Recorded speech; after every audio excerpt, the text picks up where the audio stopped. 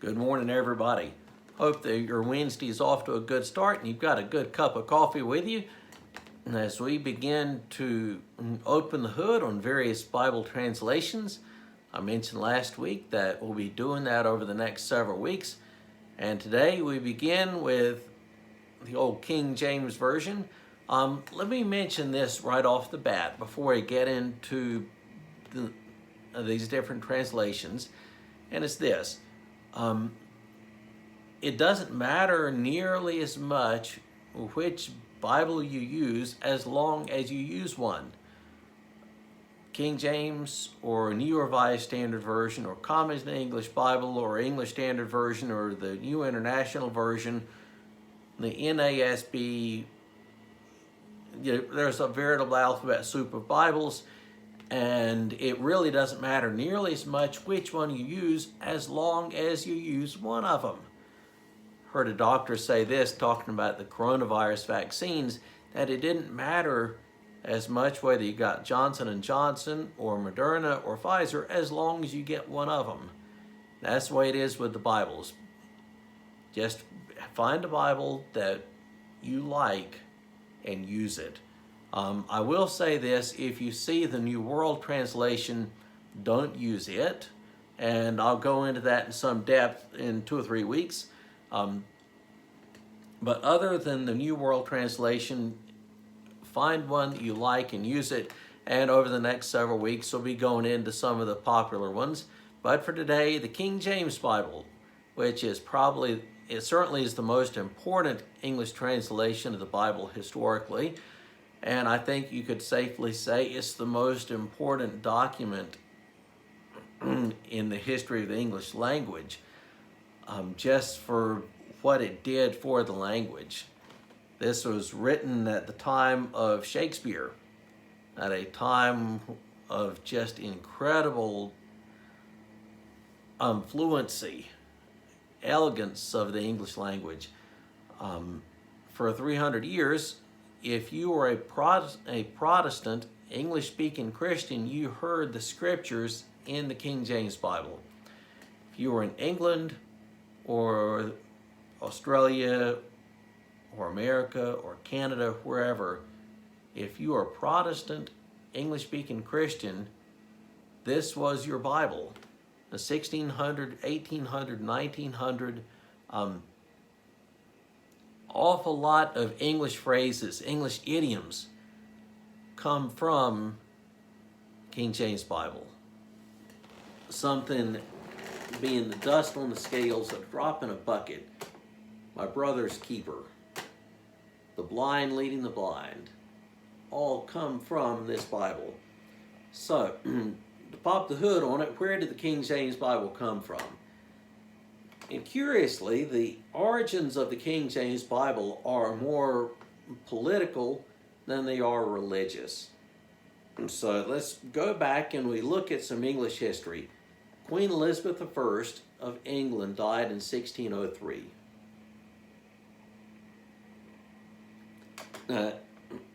Elizabeth was never married and hence had no children of her own, so there was no natural heir to the throne. And that meant that the closest heir was James VI, King of Scotland.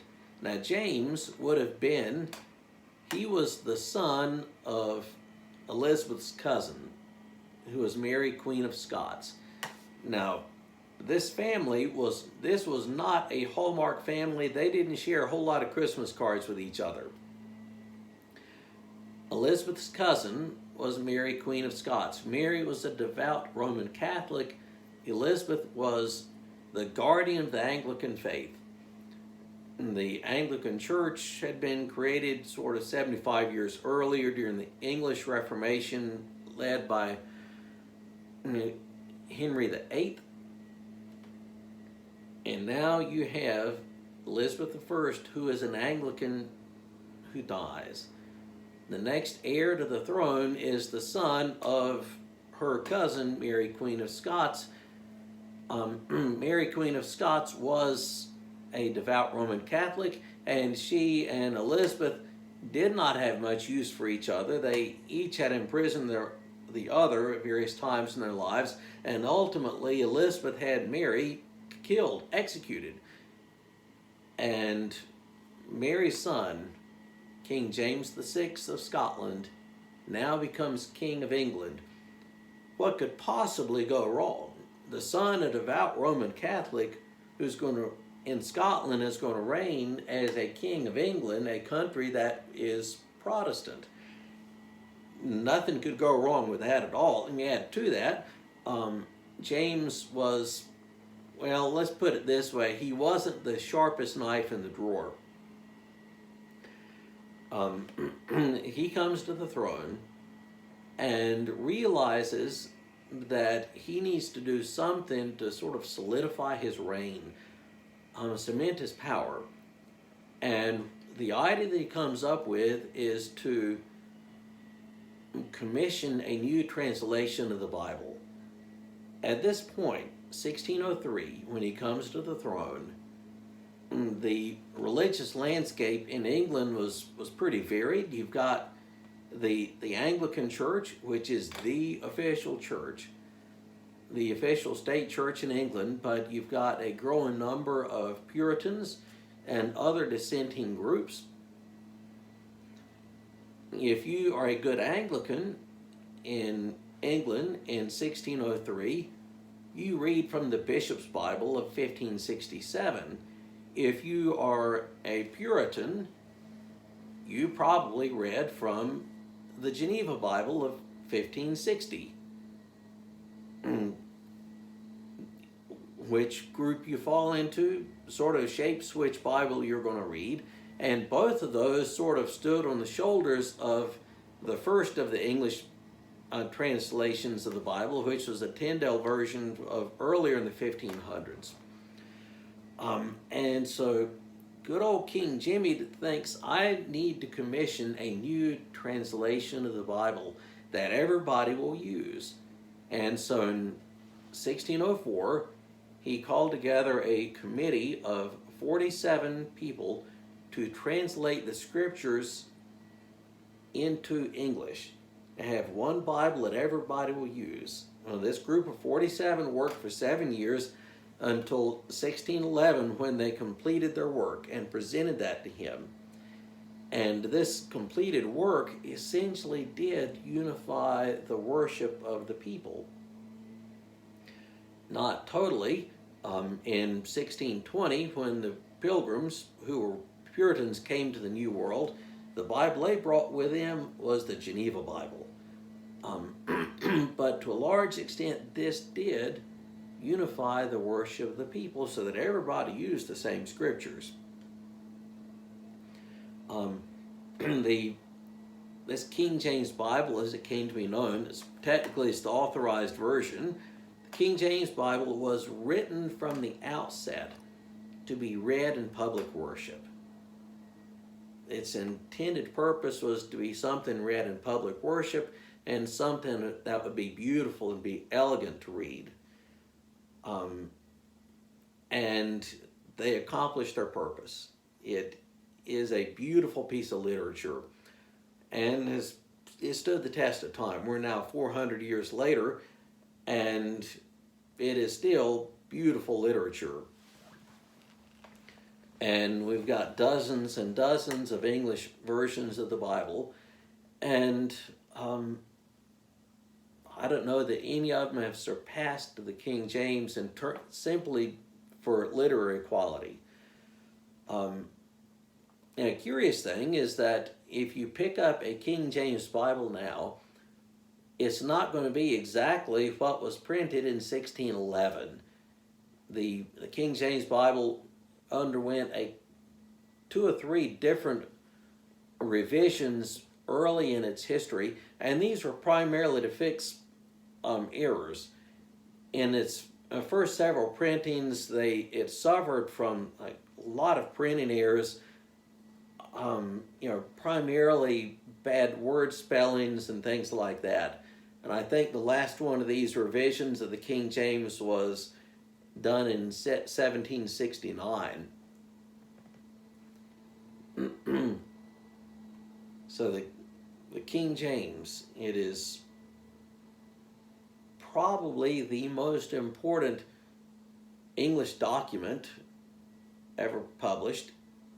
Historically speaking, it's the most important of our English translations, and it is elegant, beautiful English. So, if the King James Bible is so great, why don't we all still use it? Well, there are two reasons for this. There are two main reasons as I see it. The first is this. Languages never stay static. And it's not just English, any language. Any language from 400 years ago compared to that language today is going to be different. It's just the way languages work. The languages of the scriptures, Greek and Hebrew. The Greek of today is not the same as biblical Greek. The Hebrew used in Israel today is not the same as what the Old Testament was written in. Languages evolve, and that's not good, it's not bad, it just is. And so the English language has changed. There are words that were commonly used then in 1600 that aren't used now. And so that creates something of a hurdle as you're reading the Bible in the King James. In Psalm 42, the psalmist refers to the crowd of people going to Jerusalem for festivals. And in the Bible that I normally read from, it's translated this way. Translated as the multitude keeping the festival. A multitude keeping the festival.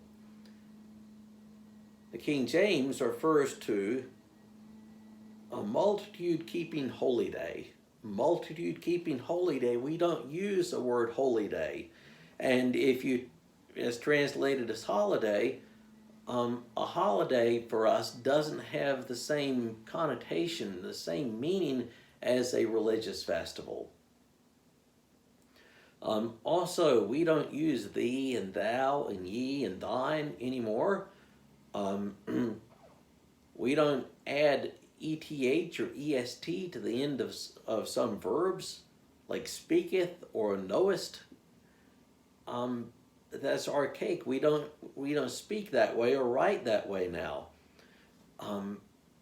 One thing that I will mention is that there is a subtle advantage to using ye and thee and thou, etc. from the King James.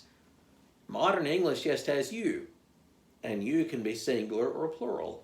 And when you read the Bible and you come across you, it can be difficult to know whether the you is singular or plural, and that makes a big difference sometimes.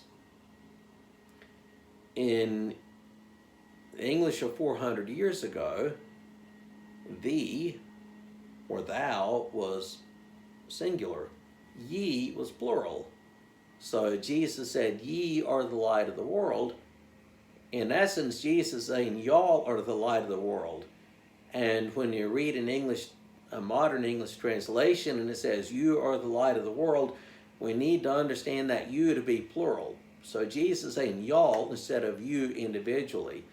But that's a subtle thing. The other thing that the King James suffers from isn't so much a matter of English language, but simply a matter of their source materials. When the scholars were commissioned 400 years ago, a little over 400 years ago, to translate from Hebrew and Greek into English scriptures,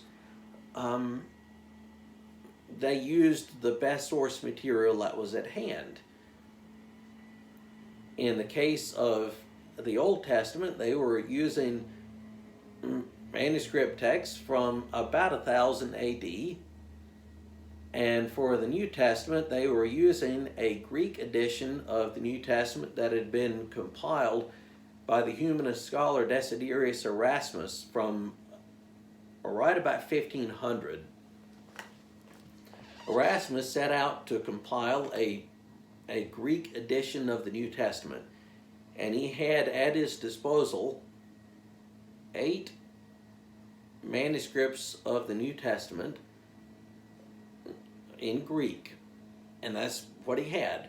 And these went back to roughly the same time period as the Hebrew manuscripts that I referred to.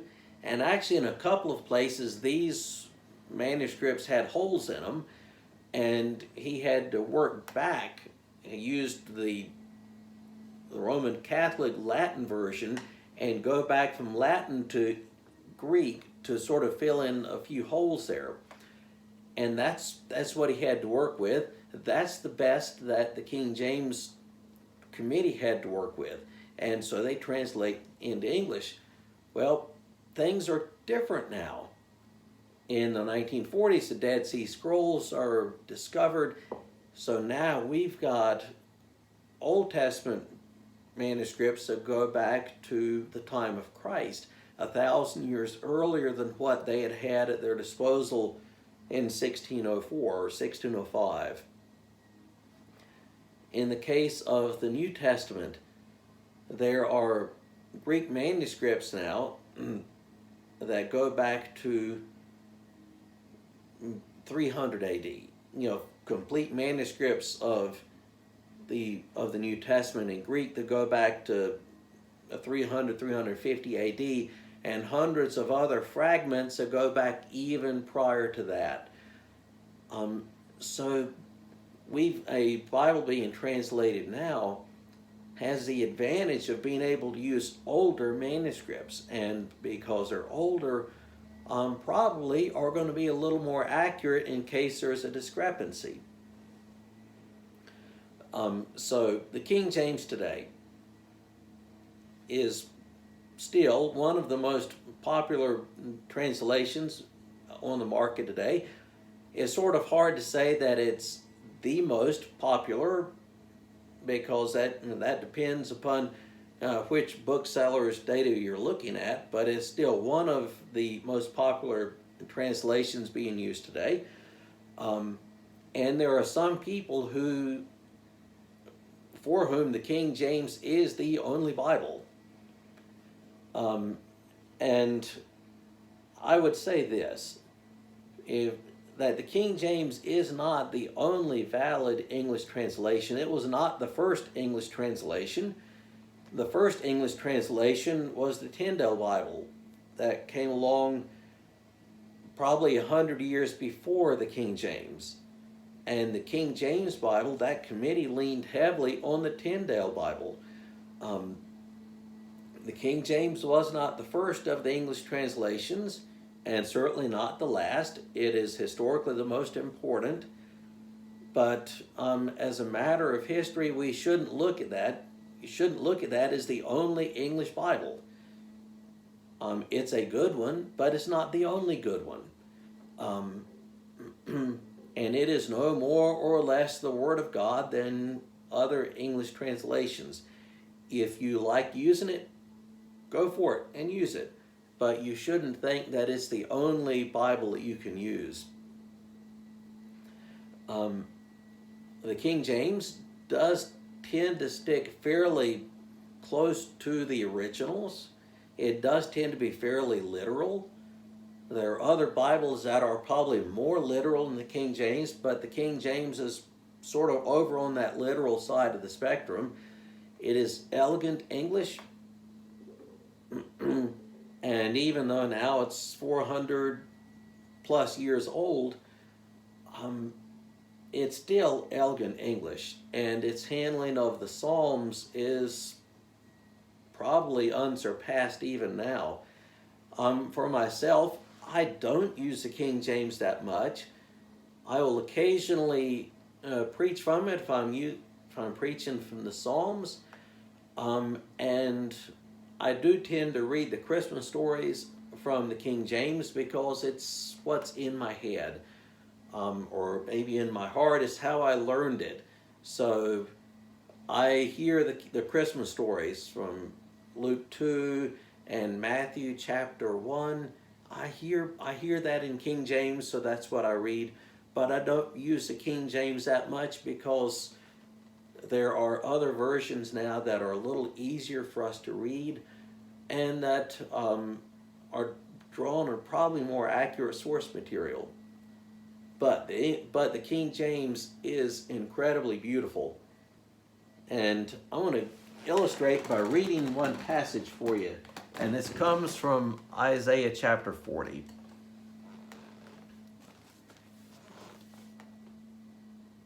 Beginning in verse 21. Have ye not known? Have ye not heard? Hath it not been told you from the beginning? Have ye not understood from the foundations of the earth? It is he that sitteth upon the circle of the earth, and the inhabitants thereof are as grasshoppers, that stretcheth out the heavens as a curtain, and spreadeth them out as a tent to dwell in, that bringeth the princes to nothing. He maketh the judges of the earth as vanity. Yea, they shall not be planted, yea, they shall not be sown, yea, their stock shall not take root in the earth. And he shall also blow upon them, and they shall wither, and the whirlwind shall take them away as stubble. To whom then will ye liken me, or shall I be equal, saith the Holy One? Lift up your eyes on high, and behold who created them, these things that bringeth out their host by number. He calleth them all by names, by the greatness of his might. For that he is strong in power, not one faileth. Why sayest thou, O Jacob, and speakest, O Israel, my way is hid from the Lord, and my judgment is passed over from my God? Hast thou not known, hast thou not heard, that the everlasting God, the Lord, the creator of the ends of the earth, fainteth not, neither is weary? There is no searching of his understanding. He giveth power to the faint, and to them that have no might he increaseth strength. Even the youth shall faint and be weary, and the young men shall utterly fall. But they that wait upon the Lord shall renew their strength. They shall mount up with wings as eagles. They shall run and not grow weary. They shall walk and not faint. That's a really good word for a good Wednesday. Have a great day.